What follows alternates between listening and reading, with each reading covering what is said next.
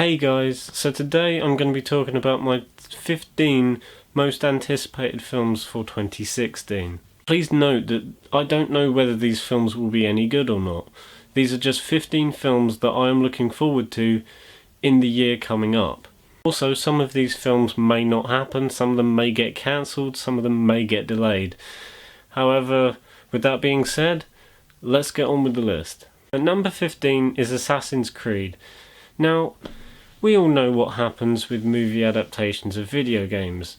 They never work out, and even if they do, they're still not great films. I mean, the only decent video game movie we've had is Lara Croft Tomb Raider, and that film is quite shit. So, the expectations are pretty low. However, I have quite high expectations for this film for several reasons. First of all, the cast sounds really good. You got Michael Fassbender and Marion Cotillard, who are just amazing actors. The director sounds like he knows what he's doing, and some of the set pictures look really, really good. Also, the setting sounds quite interesting as well. Apparently, it's set in Spain at the exact same time as what is happening in Italy in the first 3 Assassin's Creed games, which sounds pretty cool. They're staying away from what has already been established, but also building off of it as well. And number 14 is Warcraft. Now, I've never been into the world of Warcraft games, but this film does look promising. They've got a good director behind it, Duncan Jones. I absolutely loved Moon. I haven't seen the source codes, but this film, from the trailer alone and the posters, looks like the next Lord of the Rings. I could be wrong, could be an absolute pile of shit, but seeing that this is again another video game to film adaptation, it could go either way, but it looks promising. And number 13 is Independence Day Resurgence. Now, like I said in my trailer review, I never really loved the original. I just liked it for what it was. And by the looks of this trailer for the new one, it could go either way. It could be a fun popcorn film like the first one, or it could go really dark, really gritty, and really generic like most blockbusters nowadays. But I'm interested to see what happens. It's Roland Emmerich. God knows what could happen. It could be really shit or really good. And Jeff Goldblum. At number 12 is Hail Caesar, the new Coen brothers film. Now, the reason this is so far back on the list is because I do have a couple of worries about this film. Now, I love the Coen brothers films. I love Fargo. I love No Country for Old Men. I think they are great at what they do. But that depends on the film, because sometimes they can release really dark, really well executed and masterful films like No Country for Old Men. But there are other times when they release not so serious and kind of over the top comedies that sometimes work and sometimes don't, like Burn After Reading and The Lady Killers. I haven't seen The Lady Killers, but it looks shit. But I have seen Burn After Reading, and it is kind of funny. However, this trailer looks like it's leaning more towards that side than the other one, and I don't know. The cast is very good. There's a lot of big names in it. Scarlett Johansson, Channing Tatum, George Clooney, John Goodman, I think. The cast is good. But yet again, the cast in most of their films is good. It's just what they do with them I'm worried about. Because from the looks of the trailer, they're going in a bit of a cartoony way, and I really want to see a gritty take. I don't know what to expect. It's a comedy, I know that much. I hope it's the next Big Lebowski. At number 11 is The Revenant. Now, I know technically this is a 2015 film, but we're not getting it till January 2016. And I really liked Birdman, and I'd love to see what he's done. I'm hearing great reviews about The Revenant, and I just want to see it so bad. I mean, if I hadn't have already made this list when I did, this would be quite high up actually, but I can't wait to see it. I hope he does a really good job with it, and yeah, it's got Leonardo DiCaprio and Tom Hardy in really good roles, and I mean, it sounds like a perfect film. At number 10 is Zoolander 2.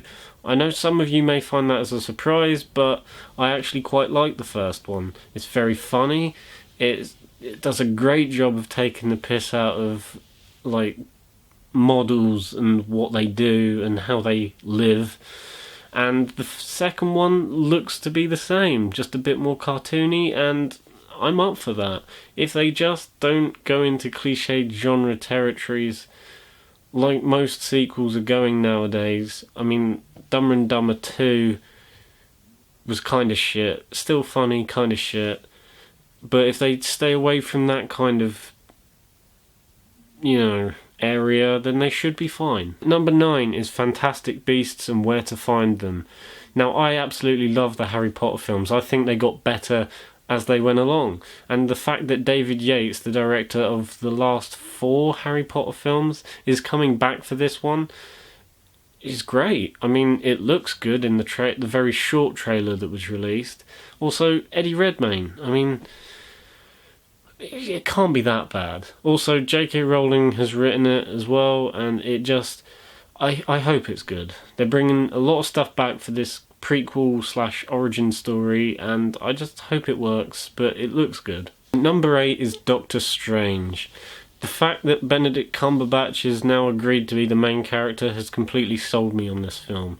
Also, with the director's back catalogue in horror films, I'd be interested to see where they go with this film, seeing that they're dealing with magic in the MCU, and they've never dealt with that before.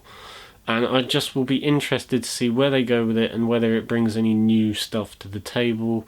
Also, the cast sounds fucking awesome. You got, like I said, Benedict Cumberbatch. You got Mads Mikkelsen, Tilda Swinton, and Chiwetel Ejiofor. I'm sold. I just want to see it now. At number 7 is Star Trek Beyond. Now, unlike most people, I actually quite like the new trailer, and the fact that it's Star Trek puts it on this list alone, because I really love the last 2 Star Trek films. I thought J.J. Abrams did a great job with them.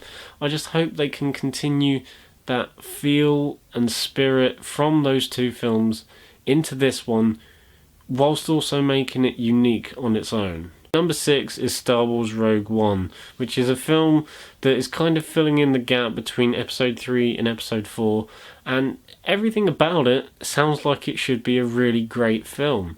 Gareth Edwards is behind the camera, whose previous work I really like. Monsters, Godzilla, great films. You've also got a really good cast made up of people like Riz Ahmed, Forrest Whitaker, Mads Mikkelsen again. Also, it just sounds like an interesting concept. The fact that he said himself that they're going to put the war back into Star Wars just sells me alone. Also, some of the footage that I've seen looks really dark, really action-packed, really gritty, and I'm just really excited for this film. And number 5 is Suicide Squad. Again, like Rogue One, this has sold me pretty much from the start. The cast, the director, the fact that they're going with a bit of a unique take on something that's already kind of been established. Everything should work about this film. The only doubt I have with it is that from the trailer, it looks like it should be a 15, and I really think they should have stuck with a 15, but no, they're going for a 12 rating, or in America that's PG-13. Which could be done, right? If they go for a Dark Knight kind of approach, where it's extremely dark but still accessible for most ages, then it should work. But from the trailer, it looks more like a 15 than a 12. That's just my only gripe with the film so far, but it looks good and I can't wait to see what they do with it. Number 4 is Batman v Superman: Dawn of Justice. Now, this was higher up on the list, but due to a certain trailer, it got pushed back. If it was just Batman fighting Superman and Lex Luthor's in it, I would have been absolutely fine. But the fact that we're going to have Aquaman, Wonder Woman, and now Doomsday? Jesus Christ. That's just... It sounds a bit like a clusterfuck, but if it's handled right, it should be really, really good. I have kind of trust in Zack Snyder. Not all of his films are, like, great. They're either really good or... it's okay, yeah, I can see where he's going with that. But he's never made an outstanding film. And I just hope he manages to do that with this one. Also, if this film doesn't work, then the whole idea of a DC cinematic universe goes straight out the window. So, fingers crossed for this film, I just hope they get it right. At number 3 is X-Men Apocalypse. I've been excited for this film ever since they announced it, because it's my favourite aspect of the X-Men comics, and I'm glad they're bringing it to the big screen finally. Also, Bryan Singer, love his previous X-Men films and just his previous films in general. Loved X-Men Days of Future Past, and I just hope they bring that same feel and energy into this one. Okay, we're getting into the top 2 now, and at number 2 is Captain America Civil War. Honestly, these top 2 I could have changed around so many times, but I ended up going with what I had, and Civil War just felt right at number 2. I'm absolutely pumped for this film. I mean, I was already sold on it because it's my favourite comic that Marvel have ever produced. But the trailer sold me even more. I just want to see where they go, how they do it. I'm completely sold. And finally, my number 1 most anticipated film of 2016 is Deadpool. The Merc with the Mouth finally comes to the big screen properly. I mean, we all try and forget what happened in X-Men Origins, but I am so excited for this film. The trailers look awesome. The cast look like they know what they're doing. I just hope this film's good. The promotional campaign for this film has been really good, and it's been true to the comics and true to the character. If they can carry it on into the film without it being too much in your face, then I would absolutely love that to be just perfect. So guys, that was my 15 most anticipated films of 2016. I hope you enjoyed, and remember to like this video, subscribe, and also like my Facebook page, The Media Critic. That's all for today, guys. Bye.